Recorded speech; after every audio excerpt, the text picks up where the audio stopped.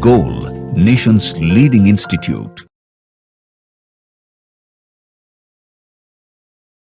Hello students, myself Deepak Deep and I am going to discuss physical chemistry part of AITS flashback second which was held on 8 September. Physical chemistry का question number 51 से शुरू हो रहा है पहला question, तो question number 51 हम board पे देखते हैं। क्वेश्चन नंबर 51 है बच्चे, the hydronium ion concentration in an aqueous solution of sulphuric acid is 2 × 10⁻⁴ molar, hydroxide and concentration in the solution will be. Ionic equilibrium का बहुत बेसिक क्वेश्चन में हमको दिया हुआ है H पॉजिटिव की कॉन्सेंट्रेशन, ये वैल्यू है बच्चे 2 × 10⁻⁴ और वो हमसे चाहता है OH नेगेटिव की कॉन्सेंट्रेशन क्या होगा। हम जानते हैं कि H पॉजिटिव और OH नेगेटिव की कॉन्सेंट्रेशन का प्रोडक्ट जो होता है वो 10⁻⁻14 होता है एट 25 डिग्री सेल्सियस, क्योंकि Kw की वैल्यू ये होती है। तो OH नेगेटिव हमारा क्या हो जाएगा बच्चे, Kw 10⁻⁻14 और डिवाइडेड बाई 2 × 10⁻⁻4, ये 10⁻⁻10 ये 0.5, तो समझ में आता है 5 × 10⁻⁻11, तो answer will B fourth answer tick करेंगे हम लोग इसका। नेक्स्ट क्वेश्चन देखिए आप, क्वेश्चन नंबर 51 के बाद है क्वेश्चन नंबर 52 फिर बेसिक क्वेश्चन है बहुत सा। The pH of an aqueous solution of sodium chloride, sodium chloride एक न्यूट्रल सॉल्ट है, इसका पीएच 25 डिग्री सेल्सियस पे तो 7 होता, क्योंकि इसका पीएच तय करेगा H positive of water, Kw का रूट, तो वो वैल्यू 10⁻⁻7 होता, 7 होता पीएच। लेकिन आपने टेम्परेचर 60 डिग्री सेल्सियस कर दिया है, Kw की वैल्यू बढ़ जाएगी, Kw बढ़ जाएगा तो इसका मतलब 10⁻⁻7 से 10⁻⁻6 पॉइंट समथिंग हो जाएगा, तो 7 से पीएच क्या हो जाएगा, कम हो जाएगा। तो इसका आंसर हमको करना चाहिए थर्ड, पीएच लेस देन 7 हो जाएगा। ये भी बहुत बेसिक सा क्वेश्चन था, ये आपको आना चाहिए क्योंकि 90 डिग्री सेल्सियस पे मेडिकल में पहले भी पूछा जा चुका है। क्वेश्चन नंबर 52 के बाद नेक्स्ट क्वेश्चन है हमारा क्वेश्चन नंबर 58। क्वेश्चन नंबर 58 है बच्चे, What is pH of 0.5 molar aqueous NaCN solution, aqueous sodium cyanide का सॉल्यूशन। सोडियम साइनाइड सॉल्यूशन का मतलब एक सॉल्ट और strong base weak acid NaOH और HCN से बना हुआ ये सॉल्ट है। तो इसका pH का फॉर्मूला आपको पता होगा कि pH जो होता है 7 + 1/2 pKa of HCN plus log C concentration of the salt होता है। तो C की वैल्यू दी हुई है हमें, C इज 0.5 मोलर, तो log से निकाल लेते हैं और वैल्यू रख देते हैं, तो pH comes out to be 7 + 1/2। देखो परेशान ये किया है कि pK भी दिया है साइनाइड का और हमें चाहिए pK ऑफ HCN, तो वो रख लेते हैं 14 से माइनस करके 9.3 और प्लस log C, log 0.5 इधर निकाल लेते हैं। log 0.5 बोले तो log 1/2, log 1 माइनस log 2 और ये वैल्यू हो जानी है बच्चे -0.3, तो ये इधर -0.3 रख दिया। 9.3 0.39, 9/2 4.5, तो 7 + 4.5 and answer will B 11.5। Answer हमारा क्या आ जाएगा बच्चे, 11.5। तो आंसर सेकंड समझ में आता है इसका 58 का, सॉल्ट का एक बेसिक क्वेश्चन था फॉर्मूला बेस्ड। प्रिकॉशन एक तो पीकेबी वाली जगह, दूसरा हमको सॉल्ट पहचानना है कि सॉल्ट किस टाइप का है, कौन सा फॉर्मूला काम करेगा। तो ये भी एक बेसिक क्वेश्चन था, होप आपने सही किया हो। क्वेश्चन नंबर 62 है क्वेश्चन नंबर 62 है बच्चे, statement 1, A catalyst does not influence the value of equilibrium constant. Very right. K पे कोई फर्क नहीं पड़ता, क्योंकि जितना फॉरवर्ड से रेट बढ़ेगा कैटलिस्ट से उतना बैकवर्ड से बढ़ेगा। रीजन यही स्टेटमेंट लिखा है, catalyst influence the rates of both forward and backward directions by the same factor. तो इसका आंसर हमें समझ में आता है कि both statements correct, statement 2 is correct explanation of 1, तो आंसर इसका 1 टिक करते हैं। नेक्स्ट क्वेश्चन देखिए आप 62 के बाद क्वेश्चन नंबर 63 है बच्चे, the solubility of A2H3 is Y मोल पर litre, the it's solubility product will be. अब A2H3 अगर आयनाइज होगा तो आपको पता है ये सॉलिड वाटर में अगर आयनाइज होता है H2O लिक्विड में तो देगा 2A3 positive plus 3X2 negative. अगर ये 2S है तो ये 3S है और KSP हो जाएगा इसका 2S का स्क्वायर और 3S का क्यूब मतलब 4 और ये हमारा हो जाएगा 27 108S का पावर 5। आंसर विल बी 4 क्योंकि S की जगह उन्होंने Y बोला है, Y रख दिया हमने, तो Y is the solubility. Next question आप देखिए, क्वेश्चन नंबर 64 है बच्चे, the solubility of AgCl in water is 0.001435 ग्राम पर लीटर। सॉलिबिलिटी का तो यूनिट मोल पर लीटर होना चाहिए, मोलारिटी ये ग्राम पर लीटर कह रहा है, तो सबसे पहले तो इसको हमें ठीक करना होगा कि इसका यूनिट क्या हो जाना चाहिए बच्चे, मोल पर लीटर। तो स्ट्रेंथ दिया है, स्ट्रेंथ ऑफ सॉल्यूशन 0.001435, इसको मोलारिटी में कन्वर्ट करें तो 0.001435 डिवाइड बाय मॉलिक्यूलर मास 143.5, ये वैल्यू 10 का पावर -5 हो गई। तो KSP जो होगा वो m का स्क्वायर होगा, क्योंकि AgCl में तो S स्क्वायर वाला फॉर्मूला चलता है, तो मोलारिटी का स्क्वायर 10 का पावर -10। सैचुरेटेड सॉल्यूशन में KSP हमारा 10 का पावर -10 हम डिफाइन करेंगे। सिंपल क्वेश्चन था, बस ध्यान रखना था यूनिट को क्या दिया हुआ है, ग्राम पर लीटर, वो हमको चेंज करना था।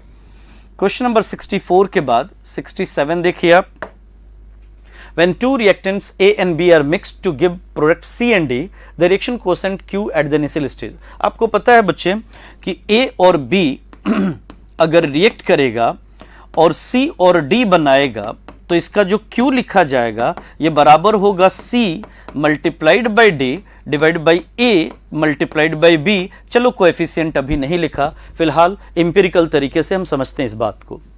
आप कह रहे हैं कि इनिशियल स्टेज, तो तब तो ये 0 रहा होगा, मतलब ये 0 पे रहा होगा और धीरे धीरे A C और D में कन्वर्ट होगा A और B, तो टाइम के साथ ये वैल्यू इंक्रीज करती जाएगी। तो समझ में आता है शुरू में ये 0 होगा और जैसे जैसे टाइम बीतेगा Q इंक्रीज करेगा, तो आंसर इंक्रीजेस विद टाइम 67 का हो जाएगा। 67 के बाद आप नेक्स्ट क्वेश्चन देखिए, 68 कह रहा है HI is 30% dissociated, initially 3 moles HI है, मतलब बहुत बेसिक सा क्वेश्चन, रिएक्शन लिखना नहीं है, कुछ करना नहीं है। 3 का 30% डिकम्पोज हुआ है, बचा कितना है, सिंपल मैथमेटिक्स, 3 का 30% इज 0.9, मतलब हमें 3 माइनस 3 इंटू 30 बाई 100 बताना था, तो ये वैल्यू 2.1 बच जानी है, तो 68 का आंसर सेकंड हो जाएगा।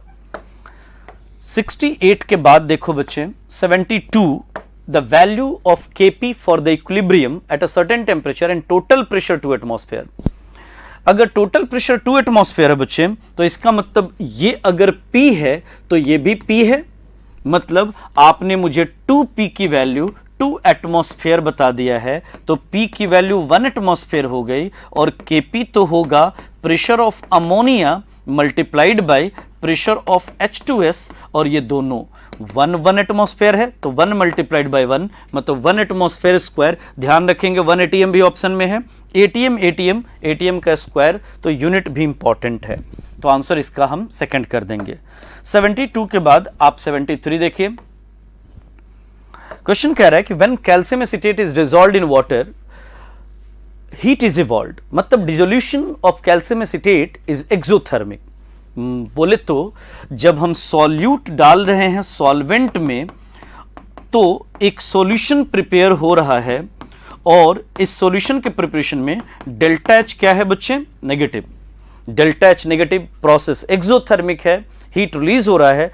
If T is increased reaction will be shifted to backward direction, और अगर बैकवर्ड डायरेक्शन में आएगा तो सॉलिबिलिटी घटेगी, क्योंकि ये तो क्रिस्टलाइजेशन हो रहा है। तो हमें समझ में आ रहा है कि जी अगर हम टेम्परेचर बढ़ाएंगे तो सॉलिबिलिटी डिक्रीज करेगी। आपको याद रखना चाहिए कि process is exothermic, solubility decreases with increase in temperature.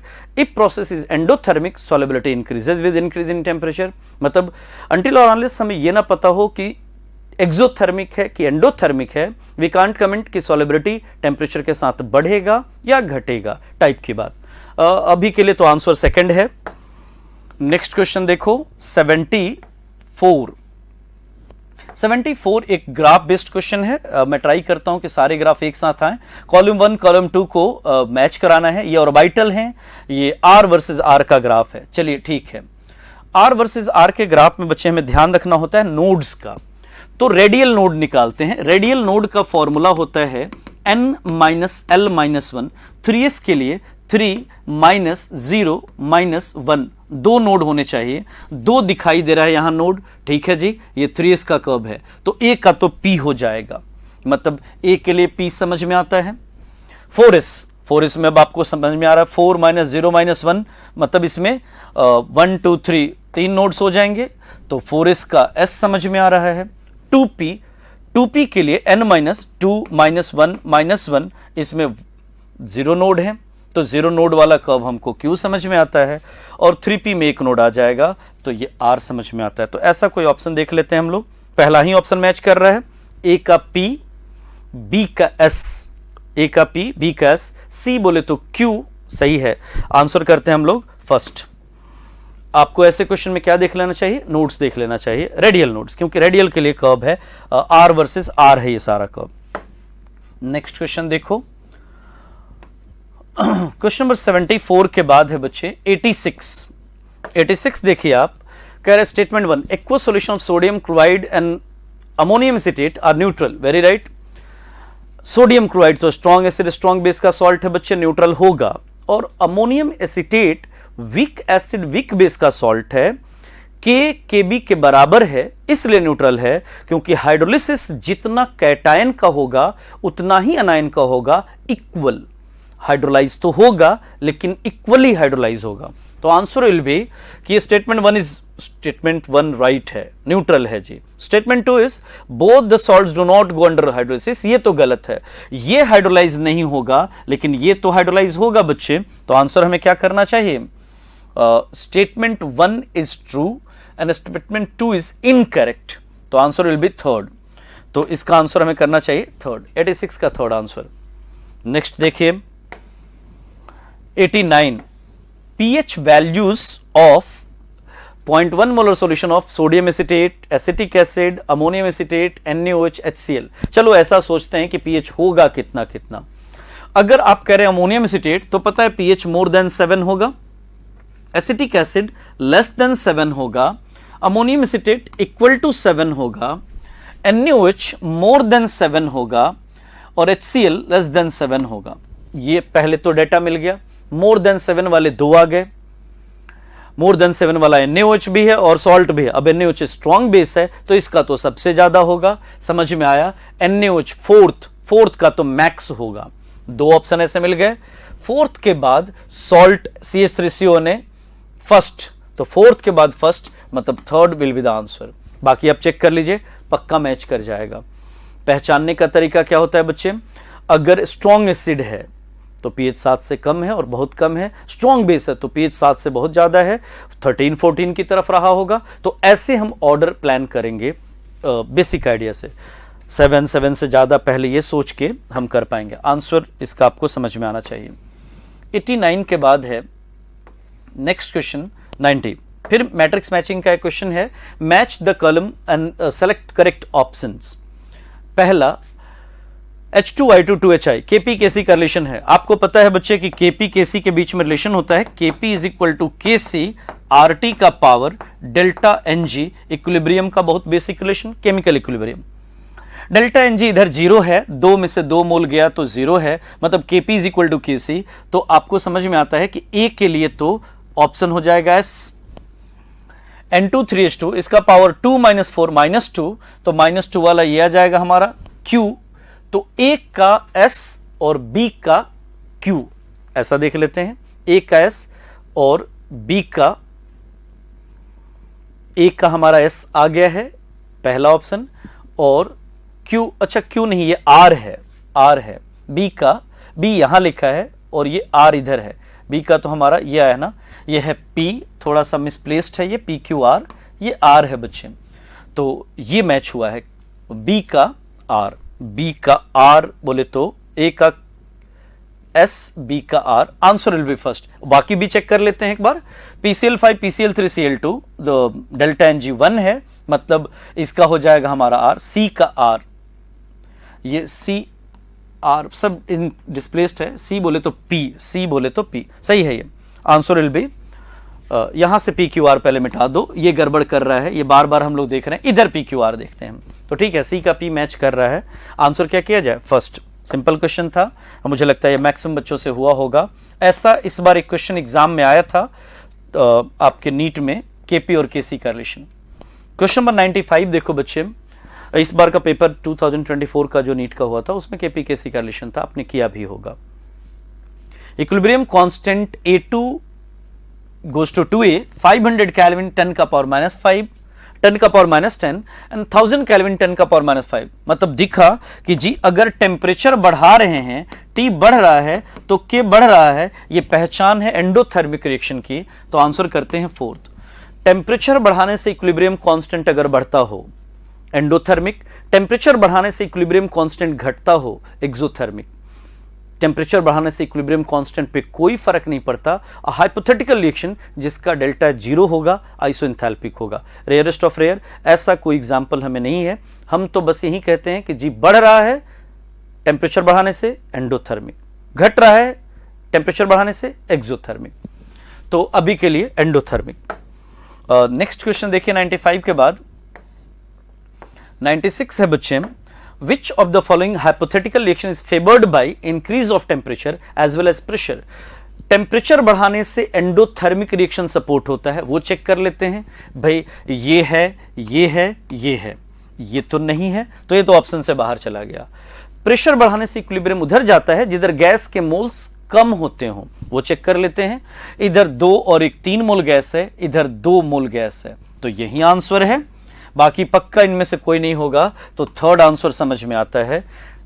Pressure बढ़ाने से लोअर गैसेस मोल, टेम्परेचर बढ़ाने से एंडोथर्मिक सपोर्ट होता है। 96 के बाद 97 देखिए, for the reaction ammonium carbamate, ammonia plus CO2, KP is given, total pressure बताइए। ठीक है जी, तो मान लेते हैं फिर से वही वाला क्वेश्चन जो पहले किया था। ये 2P है बच्चे, तो ये P है, तो KP का एक्सप्रेशन बनेगा 2P का स्क्वायर मल्टीप्लाइड बाई P, मतलब 4P क्यूब, तो 3.2 इंटू 10 का power minus 5 is equal to 4P cube, तो P is equal to 3.2 into 10 का पावर माइनस 5 डिवाइड बाई 4, और इसका क्यूब रूट पावर 1/3, 4 से 8 बार में 0.8 इंटू 10 का पावर माइनस 5, मतलब 8 इंटू 10 का पावर माइनस 6, और उसका क्यूब रूट ले लिया बच्चे, तो आ गया 2 इंटू 10 का पावर माइनस 2, बोले तो 0.02। तो टोटल प्रेशर जो होगा, टोटल प्रेशर वो हमारा 2P प्लस P 3P था, तो 3P की वैल्यू 3 इंटू 0.02 क्या हो जानी है? 0.06। तो answer will B third one. तो ये भी एक बेसिक सा क्वेश्चन था, होप आपसे हुआ हो। नेक्स्ट क्वेश्चन देखिए 97 के बाद 99, लास्ट क्वेश्चन है फिजिकल केमिस्ट्री का। For the reaction CaCO3 goes to CaO plus CO2, heterogeneous equilibrium का एग्जाम्पल है ये। और हेट्रोजीनस इक्विलिब्रियम में प्योर सॉलिड प्योर लिक्विड के लिए तो आप 1 लेते हैं, तो इसका Kp partial pressure of CO2 बस होगा, तो आंसर पहला हो जाएगा। होप ये पेपर आपका बहुत अच्छा हुआ हो। बहुत सिंपल पेपर था, एटॉमिक स्ट्रक्चर के क्वेश्चंस कम थे, केमिकल इक्विलिब्रियम आयनिक इक्विलिब्रियम ज़्यादा था क्वेश्चन, और आसान थे, नीट लेवल के क्वेश्चंस थे, कुछ तो प्रीवियस ईयर क्वेश्चन जैसे थे। तो overall paper was good. Thank you so much.